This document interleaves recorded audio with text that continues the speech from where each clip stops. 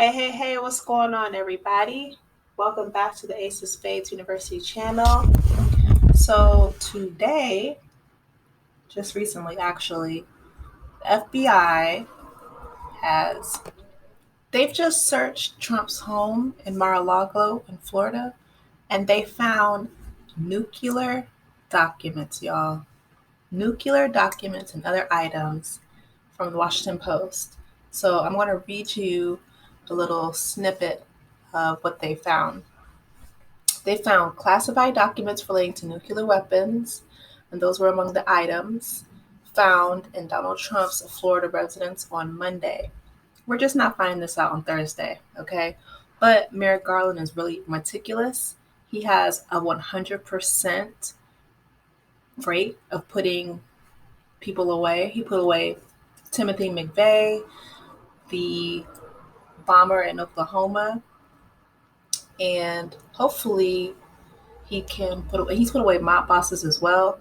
So hopefully he can put away Trump, because experts in classified information said the unusual search underscores deep concern among government officials about the types of information they thought could be located at Trump's Mar-a-Lago club and potentially in danger of falling into the wrong hands. Y'all, when I tell you that this man, I truly believe he was trying to sell nuclear codes and nuclear designs and nuclear documents to the Saudis, to the Russians, to other enemies and other countries of the US. Nuclear codes, nuclear weapons. I mean, I'm flabbergasted. I'll keep reading this Washington Post article. It says the people who described some of the material that agents were seeking spoke on the condition of anonymity to discuss ongoing investigations. They did not offer additional details about what type of information the agents were seeking. I'm going to try to skip around, which I understand that, right? Because the FBI has already been attacked today. I believe it was today. And Merrick Garland got up and, he rarely speaks out, but he was speaking to try to protect them. One former Justice Department official who in the past oversaw investigations of leaked classified information said that the top secret information described by the people familiar with this probe would probably cause authorities to move as quickly as possible to recover sensitive documents that could cause grave harm to U.S. security. I mean, I knew that Donald Trump was, like a sleaze bag. And I knew he was going to try to sell us out, but he was really trying to sell nuclear, whether it was nuclear codes. See, that's what I mean. We don't know. And because they're classified, right? I mean, the public isn't supposed to know. But he took 15 boxes. I believe it was 15 boxes. So they uncovered 15 boxes. It was a lot of boxes. He put them in the basement of his Florida home. And that's just one of his many crimes, right? But Garlic spoke today, and the police in Ohio, they were in Cincinnati actually, were engaged in a standoff with an armed man who tried to storm the Cincinnati office of the FBI. State and federal officials identified him as Ricky Schiffer. And according to another law enforcement official, agents are investigating Schiffer's possible ties to extremist groups, including the Proud Boys, whose leaders are accused of helping launch the January 6th insurrection. And Schiffer had an account on Truth Social, which is, Trump's media site, since he got kicked off of Twitter. But he posted a call to arms. And it's crazy because a lot of these right-wing nuts really are losing it over Donald Trump, his investigation, his just not being president anymore.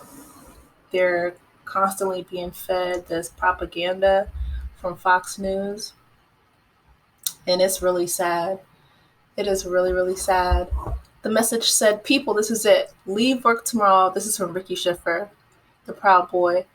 "Leave work tomorrow as soon as the gun shop and the pawn shops open. Get whatever you need to be ready for combat. We must not tolerate this one. They have been conditioning us to accept tyranny and think we can't do anything for 2 years. This time we must respond with force." So, unfortunately, Ricky found out that the FBI and the Cincinnati office were not to play with. So, from what I understand, he's no longer with us. He found out that he's not bigger than the United States government. And that's what Donald Trump is finding out as well, and his cronies at Fox News, because they can push all the propaganda that they want to, but Merrick Garland is really meticulous, which I'm extremely grateful for. So in his statement on Thursday, Garland defended the FBI agents as dedicated, patriotic public servants. And he said he will not stand by silently while their integrity is unfairly attacked. He says, "Every day they protect the American people from violent crime, terrorism, and other threats to their safety while safeguarding our civil rights. They do so at great personal sacrifice and risk to themselves. I am honored to work alongside them." So this was Garland's first appearance since agents executed the warrant at Mar-a-Lago on Monday, taking about a dozen boxes of material after opening a safe and entering a padlocked storage area. And the crazy thing is that, Trump has been investigated as well by the New York Attorney General, Letitia James, for his tax fraud. I'm just wondering, how many cases are going to be stacked up against this man? So he's being investigated for inciting the riot and the insurrection on January 6th.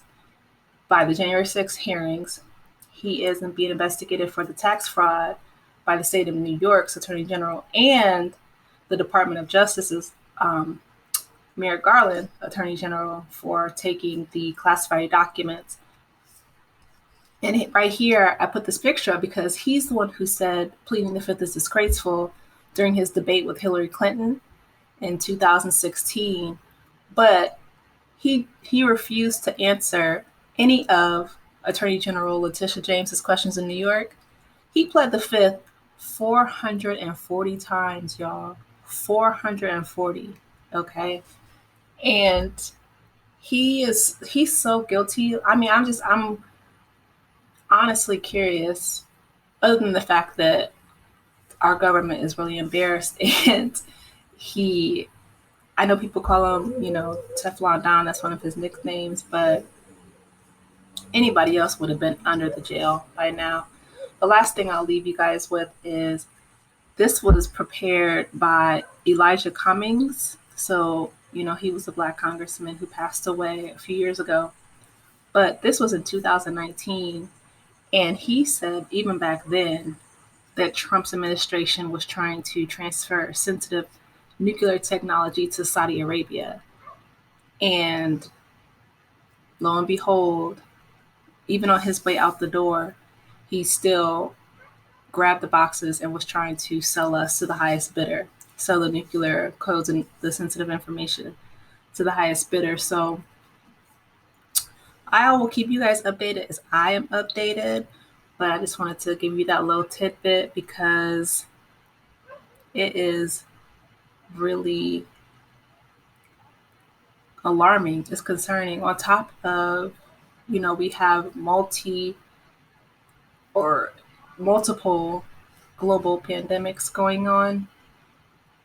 Now we have to deal with Trump trying to sell out the country to the highest bidder with nuclear information and nuclear documents. So, all right. I love you guys. Take care of yourselves and your families. Hug a loved one. And y'all be safe out there. I'll catch you later. Take care. Bye-bye.